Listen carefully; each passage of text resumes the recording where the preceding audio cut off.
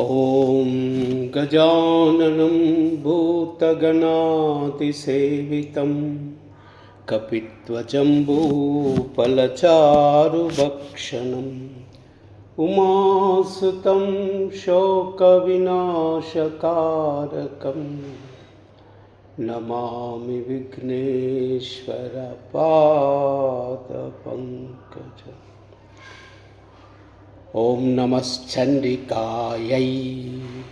अस्य श्रीचंडीकवचस्य ब्रह्मा ऋषिः अनुष्टुप् छन्दः चामुण्डा देवता अंगन्यासोक्तमातरो बीजम् नवावरणो मंत्रशक्तिः दिग्बन्धदेवता तत्त्वं श्रीजगदम्बा प्रीत्यर्थं सप्तशती पाटंगत्वेन जपे विनियोगः। ओम नमश्चंडिकायै। मार्कंडेय उवाच।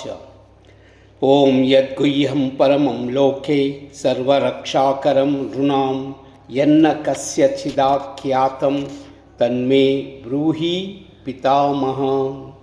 ब्रह्मोवाच। अस्ति गुह्यतमं विप्र सर्वभूतोपकारकं देव्यास्तु कवचं पुण्यं तच्च वृणस्य महामुने।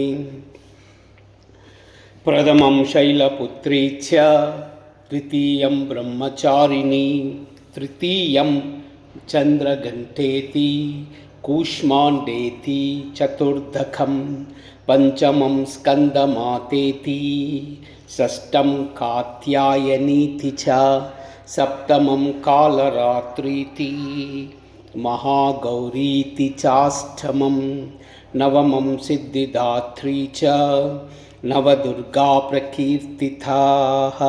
उक्त्या नेतानि नामानि ब्रह्मणैव महात्मना अग्निना दह्यमानस्तु शत्रुमध्ये गतोरणे विषमे दुर्गमे चैव भयार्था शरणं गता।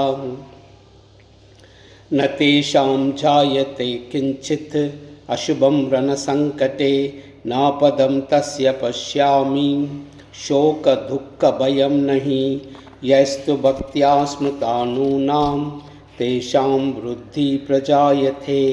ये त्वां स्मरन्ति देवेशि रक्षसे तन्न संशयः। प्रेतसंस्था तु चामुण्डा वाराही महिषासना ऐन्द्रिगजसमारूढा वैष्णवी गरुडासना माहेश्वरी वृषारूढा कौमारी शिखिवाहना लक्ष्मी पद्मासना देवी पद्महस्ता हरिप्रिया श्वेतरूपधरा देवी ईश्वरी वृषवाहना ब्राह्मी हंससमारूढा सर्वाभरणभूषिता इत्येता मातरः सर्वा सर्वयोगसमन्विता नानाभरणशोभाढ्या नानारत्नोपशोभिता दृश्यन्ते रथमारूढा देव्या क्रोधा समाकुलाः। शङ्खं चक्रं गदां शक्तिं हलं च मुसलायुधं केटकं तोमरं चैव परशुं पाशमेव च कुन्तायुधं त्रिशूलां च शारङ्ग आयुध उत्तमं दैत्यानां देहनाशाय भक्तानाम् अभयाचय धारयन्त्य यदा नीतं देवानां च हिताय वैः। नमस्तेस्तु महारौद्रे महाघोरपराक्रमे महाबले महोत्साहे महाभयविनाशिनी त्राहि मां देवि दुष्प्रेक्ष्या शत्रूणां भयवर्धिनी।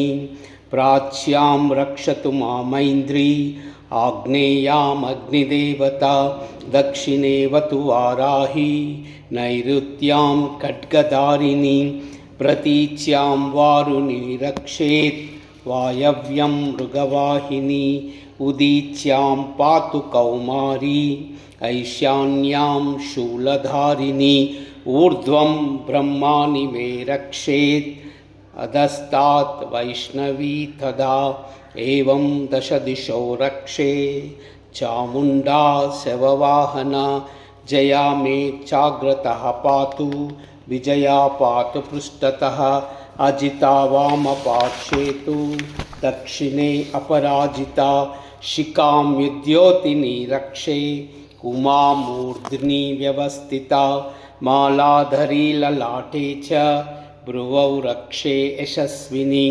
त्रिनेत्रा च भ्रुवोर्मध्ये यमघण्टा च नासिके शङ्किनी चक्षुषुर्मध्ये श्रोतयोर्द्वारवासिनी कपौलौ कालिका रक्षे कर्णमूले तु शाङ्करी नासिकायां सुगन्धा च उत्तरोष्टे च चर्चिका अधरे चामृतकला जिह्वायां च सरस्वती दन्तान् रक्षतु कौमारी कण्ठदेशे तु चण्डिका घण्टिकां चित्रघण्टा च महामाया च तालुके कामाक्षी चुबुकं रक्षेत् वाचं मे सर्वमङ्गला ग्रीवायां भद्रकाली च पृष्ठवंशे धनुर्धरी नीलग्रीवा बहिर्कण्ठे नलिकां नलकूबरी स्कन्दयो खड्गिनी रक्षे बाहू मे वज्रधारिणी हस्तयोर्दण्डिनी रक्षेत् अम्बिका चाङ्गुलीषु च नकाञ्चूलेश्वरी रक्षे कुक्षौ रक्षे कुलेश्वरी स्तनौ रक्षे महादेवी मनः शोकविनाशिनी हृदये ललिता देवी उदरे शूलधारिणी नाभौ चौकामिनी रक्षेत् गुह्यं गुह्येश्वरी तदा पूतना कामिका मेढ्र्यं गुदे महिषवाहिनी कट्यां भगवती रक्षेत् जानुनी विन्ध्यवासिनी जङ्गे महाबला रक्षे सर्वकामप्रदायिनी गुल्फयोर्नारसिंही च पादपृष्ठे तु तैजसी पादाङ्गुली श्रीरक्षेत्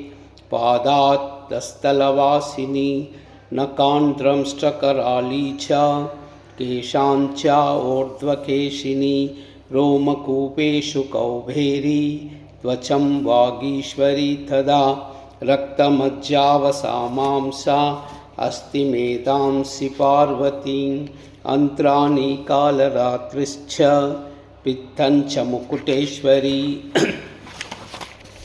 पद्मावती पद्मकोशे कफे चूडामणि तदा ज्वालामुखी नखज्वाला मभेद्या सर्वसन्दिषुः शुक्रं ब्रह्माणि मे रक्षेत् छायां चैत्रेश्वरी तदा अहङ्कारं मनोबुद्धिं रक्षेन् धर्मधारिणी प्राणो प्राण तदा व्यानम् उदानं च समानखं वज्रास्तामि रक्षेत् प्राणं कल्याणशोभना रसरूपे च गन्धे च शब्दे स्पर्शे च योगिनी सत्वं रजस्तमश्चैव रक्षे नारायणी तदा सदा आयुरक्षतु वाराही धर्मं रक्षतु वैष्णवी यशः कीर्तिं च लक्ष्मीं च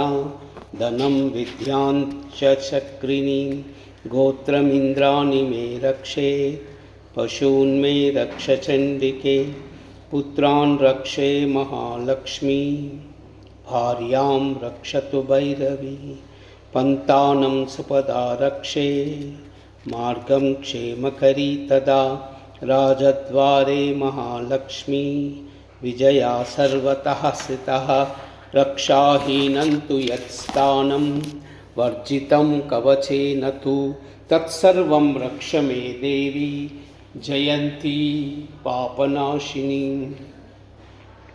पदमेकं न गच्छेतु यदीच्छेतु आत्मनः कवचेनावृतो नित्यं यत्र यत्रावगच्छति तत्र तत्रार्धलाभस्य विजयः सर्वकामिकः। यं यं चिन्तयते कामं तं तं प्राप्नोति निश्चितं। परमैश्वर्यमतुलं प्राप्स्यसे भूतले पुमान्। निर्भयो जायते मर्त्या संग्रामेष्वः पराजितः। त्रैलोक्ये तु भवेत् पूज्या कवचेनावृता पुमान्। इदं तु देव्या कवचं देवानामपि दुर्लभं।